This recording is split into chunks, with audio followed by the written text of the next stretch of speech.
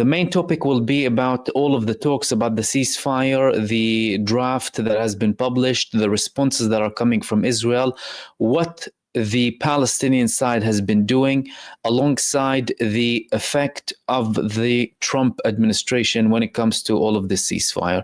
There have been multiple reports today that there was a final draft being published in Qatar. That draft, unlike previous drafts, spoke about two phases of the ceasefire.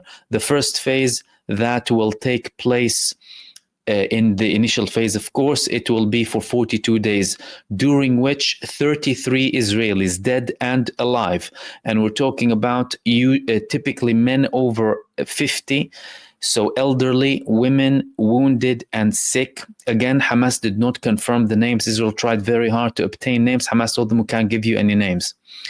That's the first phase. And then a report said 1,000 or so Palestinians, if not even more, will be released, including those with heavy sentences. The initial phase will include Israeli withdrawal from multiple parts of the Gaza Strip, and the people of the northern part of Gaza, including Beit Lahia, Jabalia, and Beit Hanun, the places that have been witnessing what Israel calls the General's Plan, or the mass genocide plan to be more specific. They will be able to go back and return to their homes. This is something that is considered to be one of the biggest accomplishments of the talks when it comes to the ceasefire. Israel was adamant on having the north completely without any Palestinian presence, but the Palestinian side was very tough when it comes to negotiations, even by confirmation coming from American officials. The second very big significant development is that Israel did confirm it will be withdrawing from the Philadelphia corridor and from the Netzarim line. The Netzarim base that Israel has been building, it has been expanding with the building, and it pretended as if it's somewhere that it's not going to withdraw from. There's a confirmation that they will be withdrawing from the Netzarim line too. The people of the north of Gaza, and we're talking about over 1 million who were forcibly displaced from their homes through the genocide, they will be able to go back to return. The reports claim that people who will be going back up to the north on foot, they will not be checked. People going back in cars, they might be checked through a third party. That third party was not confirmed. People did not say who that side was, but it's definitely not Israel that's going to be checking the Palestinians going back to the north. Now, Benjamin Netanyahu, he held a very urgent meeting. He held an urgent meeting with the delegation initially, and then he also held a meeting with Ben Gvir and Smotrich. These were the people who were the main obstacle to reach a ceasefire. However, now it's clearly not something that will stop Benjamin Netanyahu from going to a ceasefire, because he had new people joining the government, in particular Gideon Saar, who was previously a member of the Likud party and resigned from the Likud party and had another party. He can give him that cover, and Netanyahu will have a majority voting when it comes to reaching a deal. Secondly, he received a security net. He received a security net from the opposition in Israel, and Yair Lapid, who is the head of the Israeli opposition, he confirmed again that me and Netanyahu will sort out a safety net within half an hour, meaning that he does not object potentially being in a Netanyahu government for the coming period and keeping Netanyahu as a prime minister. He said, I do believe that Benjamin Netanyahu is a failed leader. He is corrupt too. However, that's not as important as the bringing back of the Israeli prisoners of war from Gaza. Now, the Israeli delegation in Qatar, the negotiating delegation in Qatar, there are confirmations that they are still in Qatar. The reason that they're still there is so that if Hamas go back to them with an answer, and according to the reports, everything is based on the Hamas response now. If Hamas gets back with a response to the negotiating delegation, and usually they go back to Israel, by the way, they will deal with it immediately so that a declaration can be made. That signals that they are very keen on getting to a ceasefire, and that Benjamin Netanyahu indeed gave the delegation this time, led by the head of the Mossad, David Barnea, and the head of the Israeli Shabak and the representative from the Israeli army. He gave them, but primarily the head of the Mossad, the mandate to secure a deal.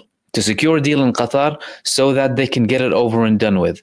Another indication that we're very close to a ceasefire is the fact that the Benjamin Netanyahu office, he asked all ministries in Israel to prepare for the return of the Israeli prisoners of war from Gaza, and we're talking about all of them. This is another indication that we're not talking about only one phase when it comes to a ceasefire, but the full ceasefire that will begin the first phase and then go to the second phase. The second phase will include things more significant, such as talks about the complete ending in the day after when it comes to rebuilding Gaza, complete withdrawal from Israel, from the genocide forces leaving Gaza completely, and the governing of Gaza. Now, when it comes to the governing of Gaza, despite the fact that Israel said many times that they will not allow Hamas to govern Gaza, they previously said multiple weeks back that this will be something that will be discussed only after the war ends. So the situation now is as follows. The delegation is in Qatar. There were reports that Hamas already, by the way, handed in a response, but that hasn't been published or confirmed yet because this is a developing subject. The Israeli delegation, if the response from Hamas is positive, they will automatically declare that there will be a ceasefire and that it will be declared immediately from the Israeli side and from the Palestinian side as well. A couple of very important notes as well when it comes to the ceasefire. There were responses coming from Israel. The responses were mainly positive. The people in Israel, in the majority of the people in Israel, they want a ceasefire and they want the people to return to their homes. However, there were other elements inside of Israel that were not particularly happy with the ceasefire details, and they were blaming Netanyahu of falling to the pressure of Donald Trump. And I will get to Donald Trump, by the way, and Steve Witkoff and their conversation on Saturday that wasn't published, but we had leaks of it, and how that affected the actual ceasefire. So what happened when it comes to the responses in Israel? In general, it was positive.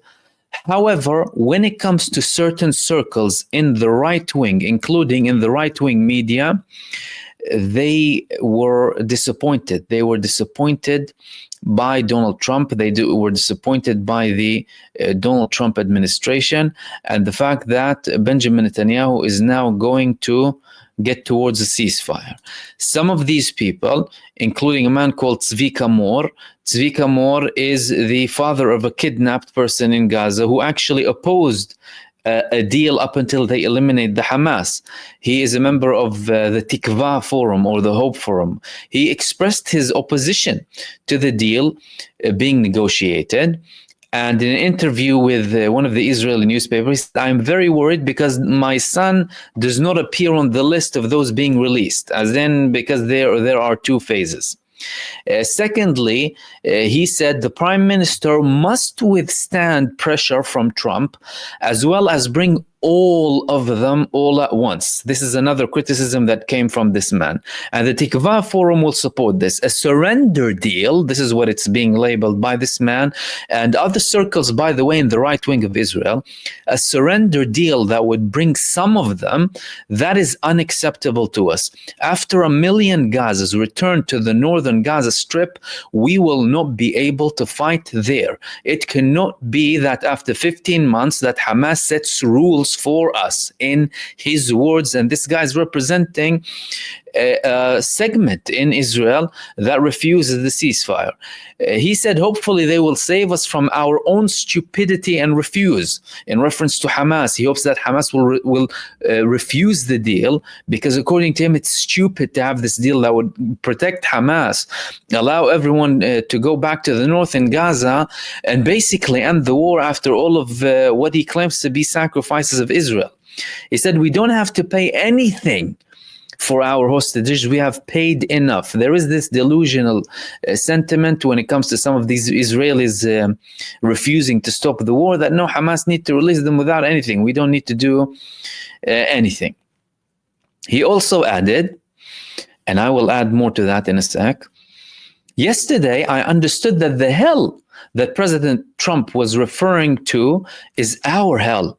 The gates of hell were open to us with the deal he is promoting, a partial deal in which we buy some with our blood, and the rest will stay there.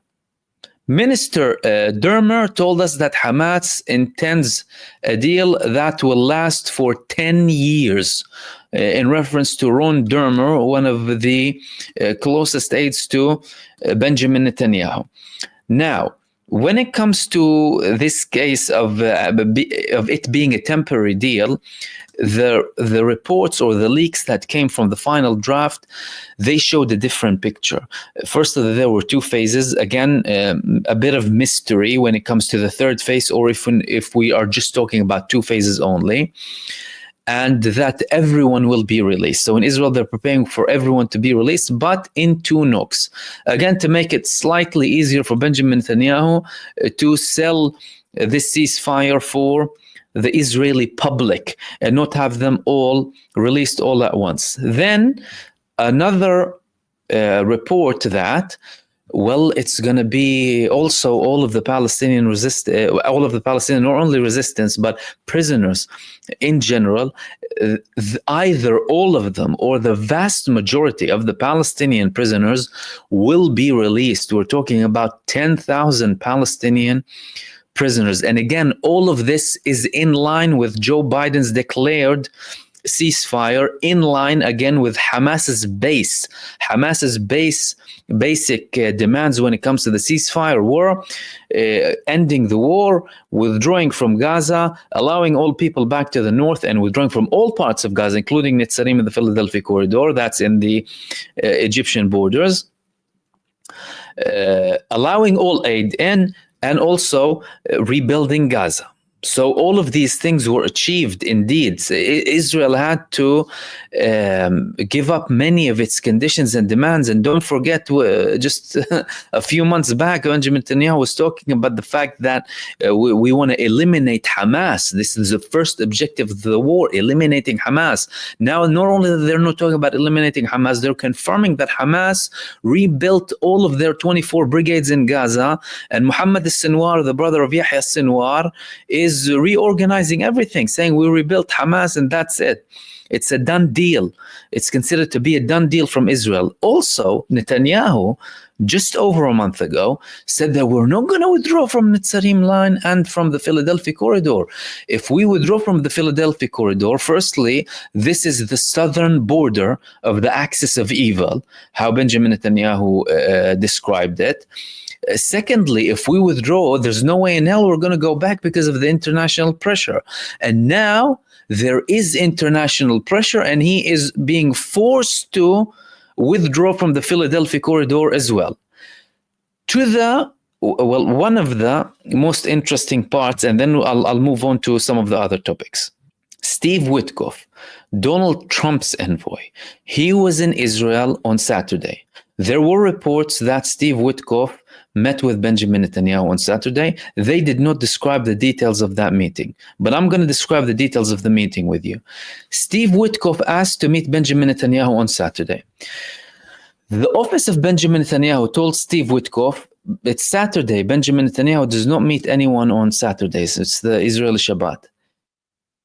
His office received a very harsh response that I need to immediately meet with Benjamin Netanyahu. I need to meet him now. Otherwise, there will be consequences.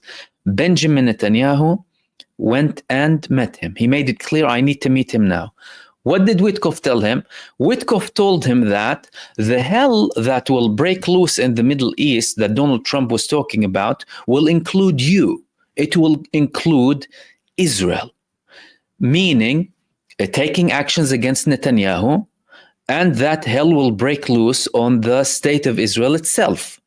Those who spoke about this meeting, privy to that meeting, said that the meeting was not friendly and that it included terms that were not diplomatically appropriate.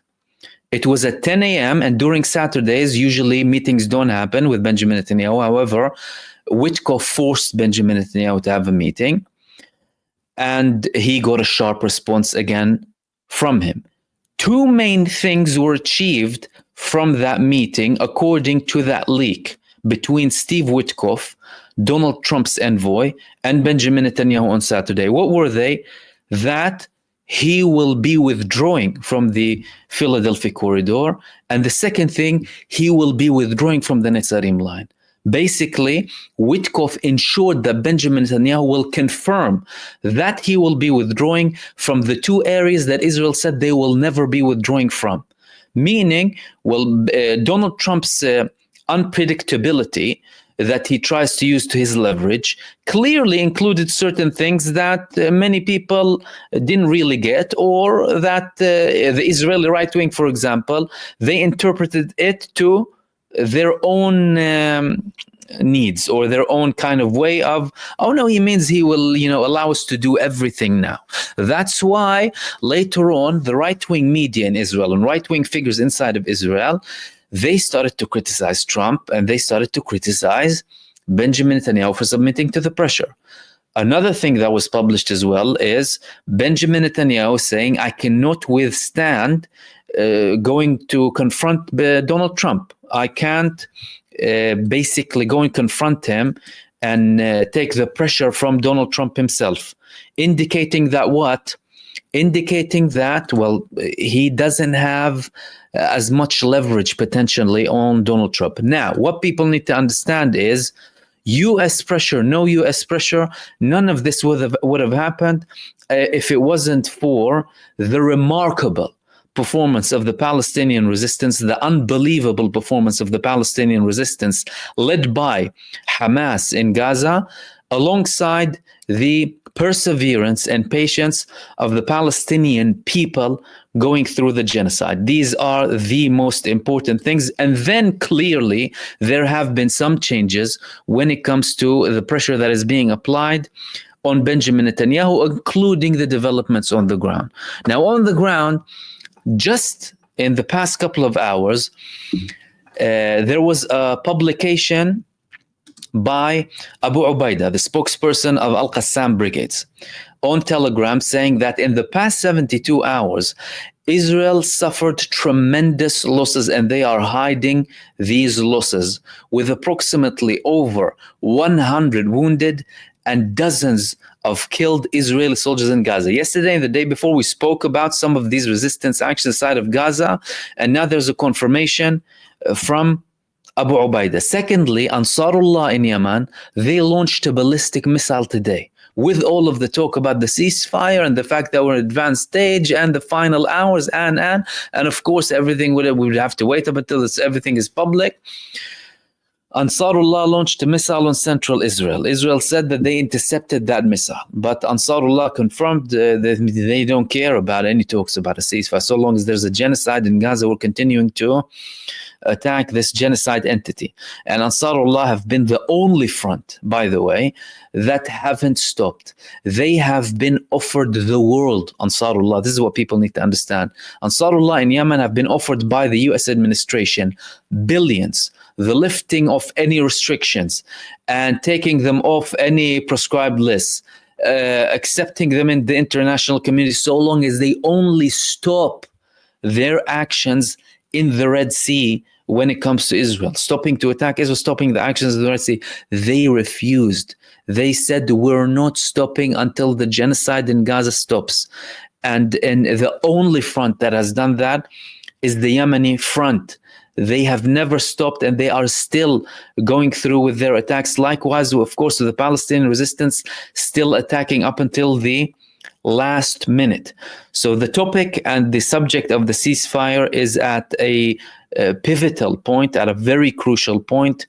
And again, no one can confirm anything once something is published, but clearly from all of the reports that are coming in from multiple sides, the Palestinian side, Arab side, Israeli side, and American side, we could be seeing something very, very soon and declared potentially before Donald Trump comes in. And the pressure that Donald Trump was applying alongside his envoys and representatives to the West Asian region, including in Israel and, of course, in Qatar, because both Biden's administration and Donald Trump's assistants, they were participating in the ceasefire talks.